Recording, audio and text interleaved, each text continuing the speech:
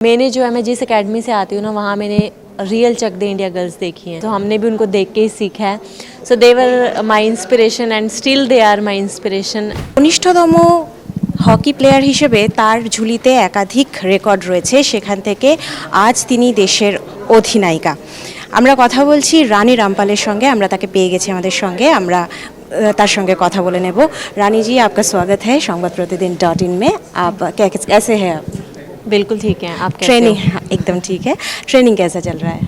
Training अच्छा चल रहा है। मैं अभी बैंगलोर से आई हूँ, नेशनल कैंप चल रहा है, सो ट्रेनिंग फुल ऑन चल तो रहा है। अभी तो टारगेट एशियन गेम्स है।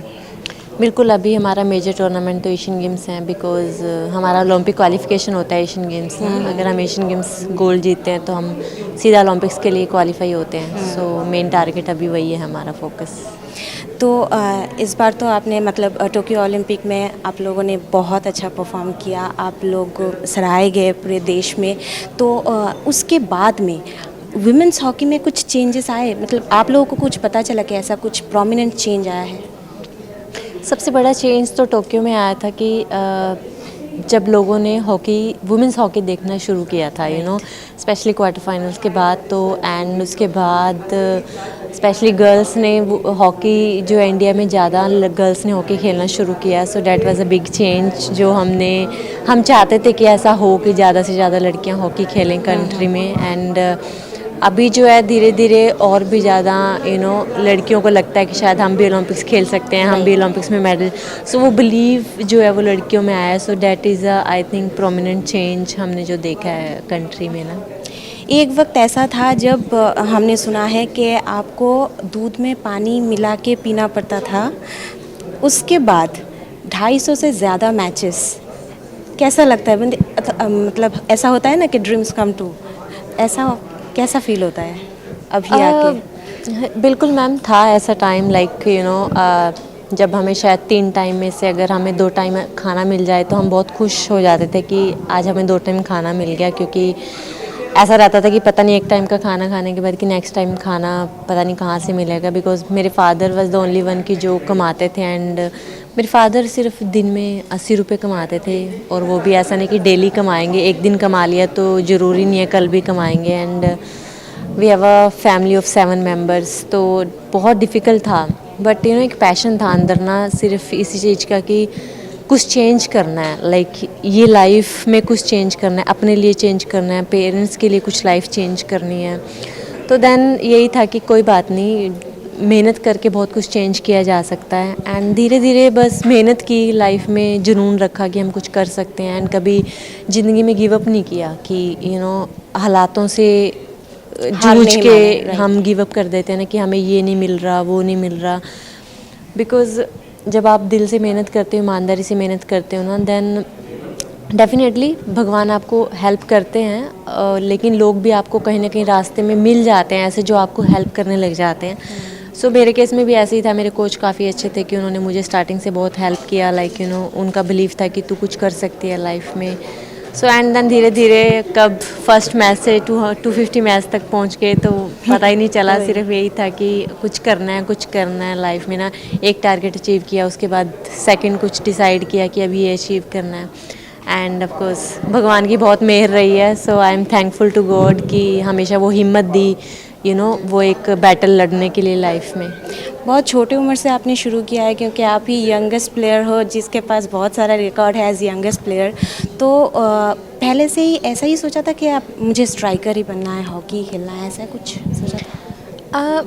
हॉकी में कुछ ऐसा नहीं होता स्टार्टिंग से ना कि आपको यही पोजीशन पे खेलना है। जब आप लेकिन ट्रेनिंग शुरू करते हो ना, आपके स्किल्स देखे जाते हैं कि आपके पास कौन कौन से स्किल्स लाइक आप डेवलप कर रहे हो। आपको जो सिखाते हैं उनमें से जैसे कुछ प्लेयर्स होते हैं कि वो थोड़ा डिफेंसिवली होते हैं, कुछ होते हैं कुछ अटैकिंग प्लेयर्स होते हैं, उनके अटैकिंग स्किल्स अच्छे होते हैं। सो वो सब चीज़ें देख के कोचेज़ डिसाइड करते हैं कि ये प्लेयर कौन सी पोजीशन पे खेलेगा। सो मुझे बोला गया कि मैं स्ट्राइकर खेलना, तो ठीक है स्ट्राइकर खेलना है, क्योंकि मेरे पास शायद वो अटैकिंग स्किल्स थे। And so over the time फिर मैंने धीरे धीरे वो स्किल्स को डेवलप किया और सीखने की कोशिश की कि मैं और एज अ स्ट्राइकर मैं क्या स्किल्स और सीख सकती हूँ, कैसे गेम में और इम्पैक्ट लेके आ सकती हूँ। तो वुमेन हॉकी की बात जब भी आती है तो चक दे इंडिया का नाम आ जाता है इस मूवी का। ये मूवी आप ज़रूर देखे होंगे।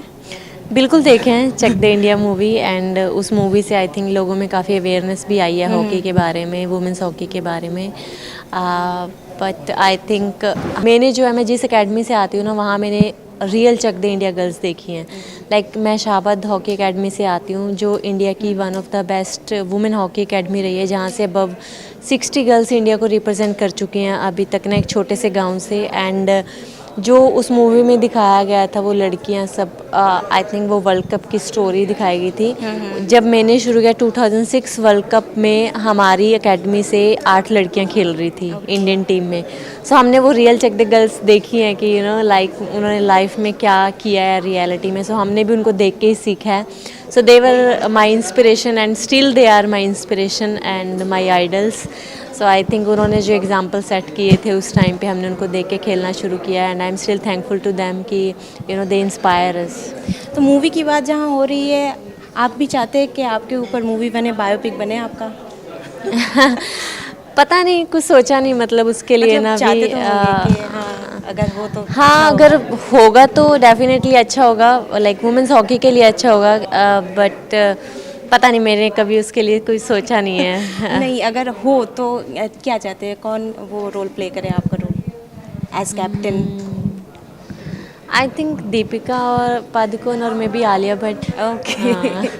अच्छा, और एक चीज़ जानने का बहुत मन कर रहा है, वो है कि ड्रेसिंग रूम में हम लोग हमेशा सुनते हैं कि क्रिकेट ड्रेसिंग रूम में ये हुआ, फुटबॉल ड्रेसिंग रूम में भी सुन लेते हैं, लेकिन हॉकी ड्रेसिंग रूम में, specially women's hockey dressing room में क्या क्या होता है? मतलब मैच का जो परफॉर्मेंस हुआ वो कैसा हुआ, ये सब तो है।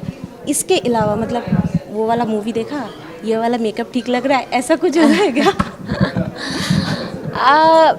Ma'am, girls will be always girls. So छोटी मोटी ये सब बातें गर्ल्स की बचपन से चलती हैं, क्योंकि लड़कियों को शौक होता है सब चीज़ का ना।